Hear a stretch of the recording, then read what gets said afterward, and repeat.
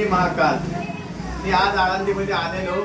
माझे एक भक्त आहेत, त्यांच्या मित्रांनी एक प्रेम केलेला होता. त्या पोरगी सोबत त्यांनी इथं आळंदीला आले आणि मला फोन केला होता त्यांनी. महाराज मी तरी प्रेम केलं मुलीसोबत. मी पहिल्यांदा प्रश्न विचारला मुलीचं वय किती आहे.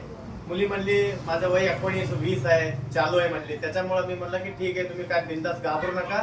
जर मुलीला प्रश्न हे सुद्धा केला, तुम्ही खरं प्रेम करत असलं तरच या, नंतर तुम्ही पळून येणार. त्यानंतर कुणी तर तुम्हाला फोन करून परत तुम्हाला नाही मी परत जाणार, हे असलं मॅटर असलं तर येऊ नका. जर खरं प्रेम करत असलं तरच तुम्ही या म्हणलं होतो. त्याच्यासाठी आपण इथं आलेले. आमचा बंधू आहे, यांनी प्रत्येक गोष्टीचं जे हिंदू धर्माचं वैदिक शासकीय रजिस्टर विवाह नोंदणी करून देते या लोक. त्याच्यामुळे मी यांच्या सोबत आलेलो. यांना माझं नाव हिरालाल तायडे आहे. आमचं गुरुकृपा विवाह संस्था आहे.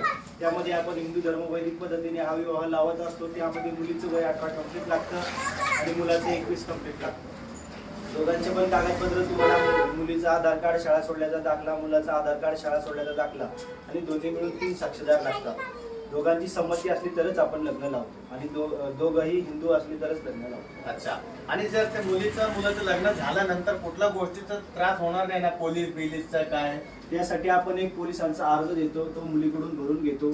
तो अर्ज घेऊन मुलगी ही स्वतः पोलीस स्टेशनमध्ये जाऊन ते स्टेटमेंट देऊ शकते. लग्नाच्या अगोदर पण आपण व्हिडिओ स्टेटमेंट घेतो, त्याचप्रमाणे त्यांना ते पोलीस स्टेशनमध्ये जाऊन ते स्टेटमेंट द्यावं लागतं. ठीक आहे. जर तुम्ही प्रेम करत असाल कुणाला घाबरू नका. कुठला शासन प्रशासनाला घाबरायचं नाही, कुठला पोलिस सुद्धा घाबरायचं नाही. जर तुमचं खरं प्रेम असाल मला कॉल करा. मी तुमच्या 24 तासासाठी सेवासाठी आपण तयार आहे. आम्हाला मदत करण्यासाठी आणि 24 तास आमच्यासाठी तयार असतात. जय श्री महाकाल.